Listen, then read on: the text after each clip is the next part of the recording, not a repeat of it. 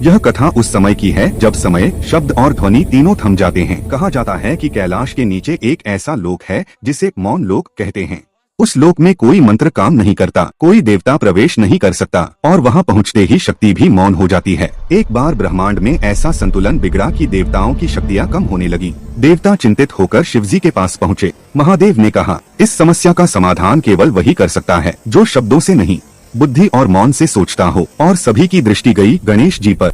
गणेश जी का मौन लोक में प्रवेश। गणेश जी बिना किसी मंत्र, बिना किसी वाहन, नंगे पांव मौन लोक की ओर बढ़े। जैसे ही उन्होंने वहां कदम रखा, उनकी सूंड स्थिर हो गई, आंखें बंद हो गईं और पूरा लोक कांप उठा, क्योंकि मौन लोक ने पहली बार ऐसी बुद्धि देखी थी जो मौन से भी गहरी थी। रहस्य का उद्घाटन। मौन लोक के केंद्र में एक काला प्रकाश था। वही प्रकाश ब्रह्मांड की ऊर्जा को चुपचाप निगल रहा था। गणेश जी ने कोई अस्त्र नहीं उठाया, उन्होंने सिर्फ अपनी सूंड से उस प्रकाश को स्पर्श किया और तभी वह काला प्रकाश फट पड़ा।